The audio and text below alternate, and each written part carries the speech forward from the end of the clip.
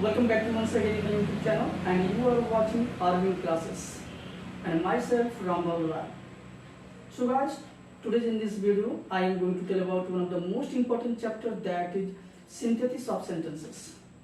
So guys, आज हम आपके लिए सिंथेसिस का पार्ट 2 यानी लेक्चर 2 लेकर हम आए हैं.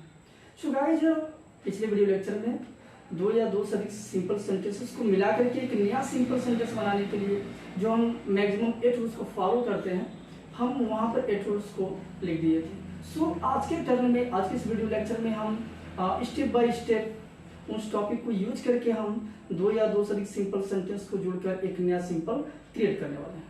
सो गाइस, इस वीडियो को एंड तक देखिए, और यदि आप इस चैनल पर अभी नए हैं तो प्लीज चैनल को सब्सक्राइब कीजिए और लाइक कीजिए, बेल आइकन को प्रेस कीजिए. So guys, let's get started this video lecture. Come to the point.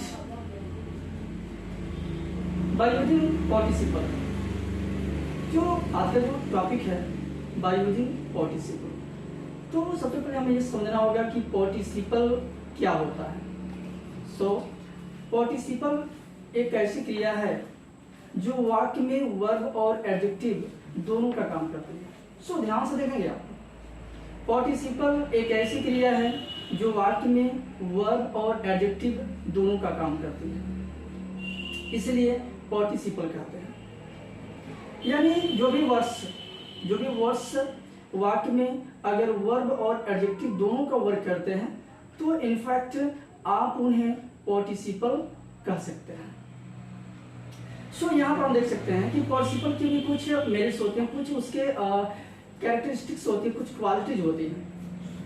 अब यहाँ पर हम पार्टिसिपल की इंट्रोड्यूस करने की बात करें तो इसमें होता क्या है कि दो या दो से अधिक सेंटेंसेस होते हैं, बट उनकी एक मेन क्वालिटी होती है कि सेंटेंसेस चाहे जितने भी हों, दो हों या दो से अधिक हों, बट उनका जो सब्जेक्ट होता है ना, वो एक ही होता है. ओके, यानी अलग अलग सेंटेंसेस में सब्जेक्ट वन होता है, एक ही होता है, बट उनकी जो वर्ब्स होती है वो अलग अलग होती है. यदि ऐसे सेंटेंसेस में स्टेप्स मिलता है, पाया जाता है या हम देखते हैं तो हम वहां पर कौन सा यूज करते हैं? पार्टिसिपल का यूज करते हैं. अगर सेपरेट सेंटेंसेस का सब्जेक्ट एक हो और वर्ब यानी फाइनाइट वर्ब जो होती है वो अलग अलग होती है, तो ऐसे में हम पार्टिसिपल का यूज करते हैं. अब सेकंड स्टेप पे चलते हैं, यानी अलग अलग सेंटेंसेस में अलग अलग वर्क दिए जाते हैं. सो गाइस, इसलिए हमें सेंटेंस को पार्टिसिपल में कन्वर्ट करने से पहले हमें ये भली भांति देख लेनी चाहिए कि कौन से काम पहले हो रहा है. यानी जो काम पहले होगा उसी सेंटेंस के फाइनाइट वर्ब को हम पार्टिसिपल में कन्वर्ट कर देते हैं, और जो दूसरी वर्ब होती है उसे हम फाइनाइट वर्ब में ही रहने देते हैं. अब ये फाइनाइट वर्ब क्या होती है? तो गाइस, हमने आपको पिछले वीडियो लेक्चर में हमने आपको बता दिया था कि फाइनाइट वर्ब वो होती है जो सेंटेंस में सब्जेक्ट और टेंस के अनुसार बदल जाती है, वो फाइनाइट वर्ब होती है, और जो नहीं बदलती है सो वो नॉन फाइनाइट वर्ब होती है. सो गाइस, अब यहाँ पे चलते हैं हम प्रैक्टिकल के लिए. सो यहाँ पे देखिए, participle is equal verb plus adjective, यानी कि जो पार्टिसिपल है वो वाक्य में भाई वर्ब और एडजेक्टिव दोनों का काम करेगा. ठीक है, चलिए एग्जांपल रखते हैं हम. फर्स्ट एग्जांपल है he saw a snake. पहला एग्जांपल क्या है? he saw a snake. And second कह रहा है he ran away with fear. सो हम यहाँ देख रहे हैं दो सेपरेट पार्ट्स हैं, सेपरेट सेंटेंसेस हैं. he saw a snake, he ran away with fear. यानी कि उसने सर्प देखा, उसने सांप देखा, he ran away with fear, वो भाग गया. सो गाइस, अब यहाँ ध्यान से देखेंगे, आप थोड़ा सा मेडिटेट करेंगे, खुद को कॉन्सेंट्रेट करेंगे. अब यहाँ देखिए कि दो सेपरेट सेंटेंसेस है और दोनों में अलग अलग काम दिया गया है और अलग अलग वर्ब भी है guys, but one thing is common. What is that? वो क्या है? देख रहे हैं कि दोनों सेंटेंसेस का जो सब्जेक्ट है ना इज द सेम, वो बिल्कुल एक है. और जैसे को पता है कि पार्टिसिपल का जो फर्स्ट स्टेप होता है वो यही होता है कि सेंटेंसेस चाहे जितने भी क्यों ना हो बट उनका जो सब्जेक्ट हो वो सेम होना चाहिए। सो हमें मिल गया यहाँ पर दोनों वाक्यों का जो सब्जेक्ट है वो आपका सेम है। बट यहाँ पर हम देख सकते हैं जो सब्जेक्ट तो एक ही है बट जो वर्ब है ना, देखिए यहाँ पर सा है ये अलग है और यहाँ पर रैन अवे है, यानी कि दोनों वर्ब्स जो कि जो फाइनाइट वर्ब्स हैं ये अलग अलग हैं। ओके, अब देखिए कि कौन से काम पहले होगा, सांप देखने का या भागने का। यानी कि यहाँ पर पहले सांप को देखा गया फिर उसके बाद भागा गया, यानी सांप देखने का काम पहले हुआ, भागने का उसके बाद में हुआ।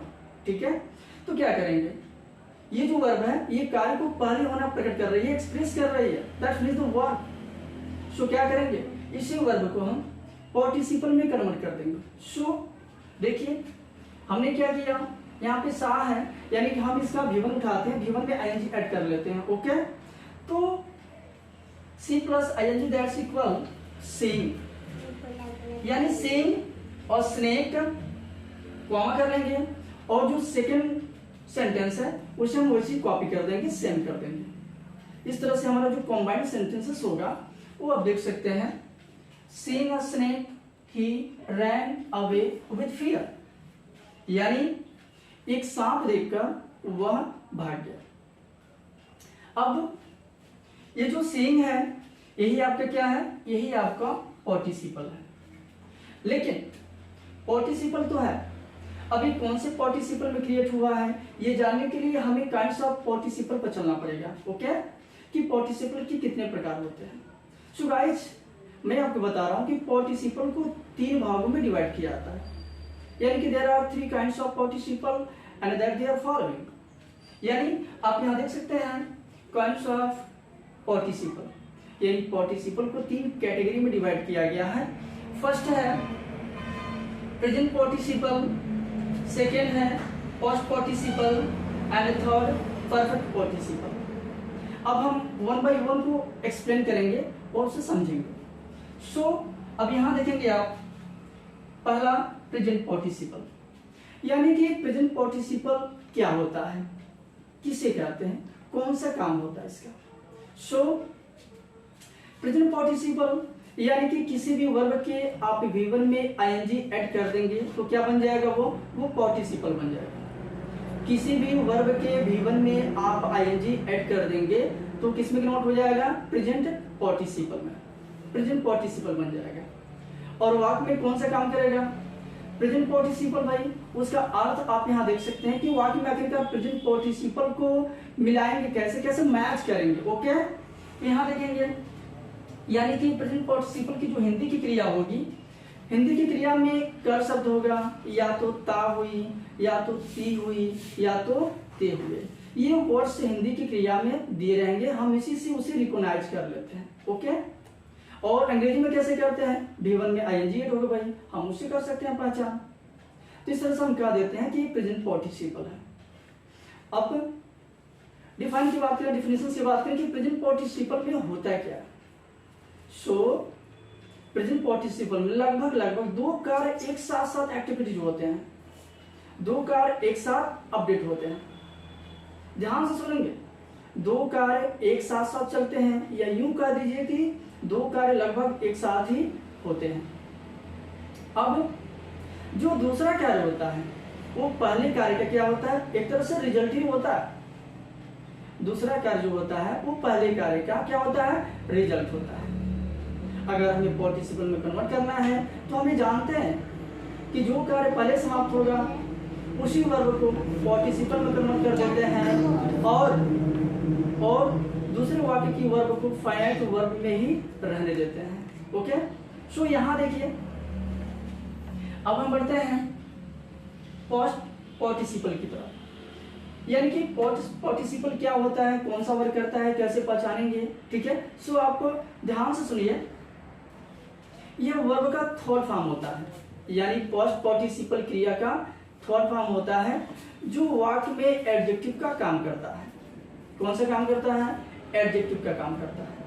अब इसे हिंदी की क्रिया में कैसे पहचानेंगे, सो हिंदी की क्रिया में क्या लगा होगा, या हुआ या तो आ हुआ, ये एडजस्टेड होगा। इससे हम बहुत ही इजीली तरीके से पहचान सकते हैं कि ये पोस्ट पार्टिसिपल है। और अंग्रेजी में कैसे पहचानेंगे, ये भी थर्ड होता है, यानी कि third form of the main verb, that's called post participle. So अब यहां चलते हैं perfect participle. So friends, perfect participle क्या होता है, तो जब वाक्य में ना एक कार्य पूर्णतः समाप्त हो जाए, ओके, जब एक काम समाप्त हो जाए और दूसरा कार्य प्रारंभ हो, तो ऐसे सिचुएशन में, ऐसे कंडीशंस में हम परफेक्ट पार्टिसिपल का यूज करते हैं। अब इसे पहचाने के कौन से सिस्टम से, कौन से पैटर्न्स हैं, तो हिंदी की क्रिया में क्या एडजस्टेड होगा, आप देख सकते हैं क्रिया प्लस करके, यानी कि हिंदी की क्रिया में करके शब्द जुड़ा रहेगा। और अंग्रेजी में कैसे पहचानेंगे, तो हैविंग के साथ भी थर्ड लगा रहेगा, यानी कि हैविंग प्लस भी थर्ड। सो गाइज, यहाँ पर तीनों स्टेप्स को हमने 1 by 1 करके उसे क्वालिफाई कर लिया है। अब हम एग्जाम्पल के साथ उसे प्रैक्टिकल करेंगे, ओके। सो ध्यान से देखेंगे, यहाँ पर पहला सेपरेट सेंटेंस दिया हुआ है, I reached home I took off my clothes. यहाँ पर जैसे कि दो सेंटेंसेस दिया हुआ है, आई रिच्ड होम यानी कि मैं घर पहुंचा, आई टुक ऑफ माई क्लॉथ्स और मैंने अपने कपड़े उतार दिए, निकाल दिए, ओके। अब ये देखना है कि दोनों सेंटेंसेस में दो अलग अलग कार्य दिया हुआ है, लेकिन दोनों का जो सब्जेक्ट है ना वो एक ही है, ओके। ये तो आप देख रहे हैं ना, ये देखिए यहाँ भी आई है, यहाँ भी आई है, कि आई द सेम, यानी दोनों का जो सब्जेक्ट है ना वो एक सा, इसलिए एक सा है, तो निश्चित रूप से हम इसमें पार्टिसिपल के रूप में यूज करने वाले हैं।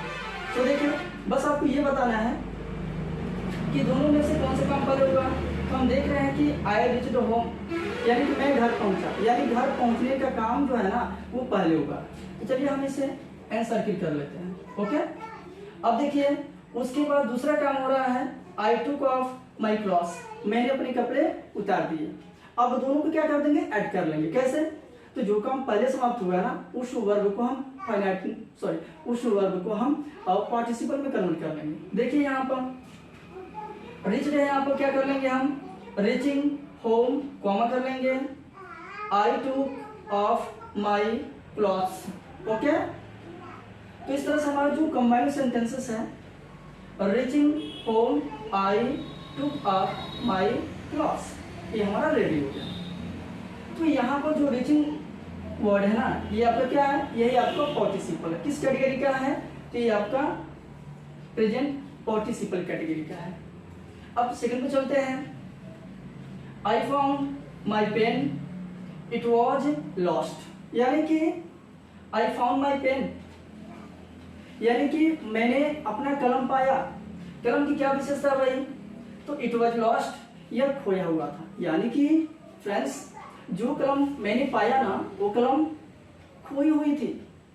तो खोई हुई थी ये क्या, ये कलम की विशेषता है। सो उस विशेषता को हम उस नाउन से पहले एडजस्ट कर लेंगे, ओके। सो देखिए, I found my lost pen यानी मैंने अपनी खोई हुई कलम पाया, यानी यहाँ पे जो लॉस्ट वर्ड है ना यही आपका क्या है, ये आपका पास्ट पार्टिसिपल है, क्योंकि स्टार्टिंग में ही हम बताया है कि जो पास्ट पार्टिसिपल होता है वो वर्ब का भी थर्ड होता है जो वाक्य में एडजेक्टिव का काम करता है, ओके। सो उस रूल के हिसाब से जो लॉस्ट वर्ड है ना वो आपका क्या है, पास्ट पार्टिसिपल, ओके। सो यहाँ पर हमने आंसर क्लिक कर दिया और ये आपका पास्ट पार्टिसिपल हो गया। तीसरे स्टेप पे चलिए, he finished his work, he went home, यानी उसने अपना काम समाप्त कर दिया, he went home, वह घर चला गया। फिर यहाँ पे देखेंगे कि दोनों सेपरेट सेंटेंसेस का जो सब्जेक्ट है वो आपका एक ही है, मतलब ये कि यहाँ पर भी ही है और यहाँ भी ही है। हाँ, जो फाइनाइट वर्ब है वो अलग अलग है, जैसे यहाँ पे देखिए, यहाँ फिनिश्ड है, यहाँ पर वेंट है, दोनों में अलग अलग काम हुआ है, ठीक है। लेकिन हमें तो ये रखना है कि कौन सा काम पहले हुआ है, तो देखिए पहले कार्य समाप्त करने का हुआ है, फिर घर जाने की बात हो रही है। इसलिए हम किस में कन्वर्ट कर देंगे, परफेक्ट पार्टिसिपल में, क्योंकि एक काम पूर्व हुआ है उसके बाद ही दूसरा कार्य प्रारंभ हुआ है। ओके, सो हैविंग यहाँ पर दिया हुआ है हैविंग प्लस बी थर्ड, यानी having finished his work, comma कर लेंगे और दूसरे वाक्य को सेम लिख देंगे, यानी ही वेंट होम। इस तरह से जो कंबाइंड सेंटेंसेस हैं, having finished his work he went home, यानी कि अपना काम समाप्त करके वो घर चला गया। इस तरह से जो हैविंग फिनिश्ड है ये आपका ये परफेक्ट पार्टिसिपल की कैटेगरी होगा। सो गाइस, आज के टॉपिक फिनिश होता है। आई होप आपको टॉपिक्स काफी इंटरेस्टिंग लगा होगा, कॉन्सेप्ट क्लियर हुआ होगा। फिर भी यदि आपके मन में कोई डाउट्स हो तो आप कमेंट से जाइए, वहाँ भी कमेंट बॉक्स में आप जो भी आपकी राय हो, जो क्लियर ना हुआ हो, आप उसे कर सकते हैं। ओके, मिलते हैं नेक्स्ट वीडियो में नेक्स्ट स्टेप के साथ। तब तक के लिए रखिए अपना ख्याल। Okay, thanks lot, thank you.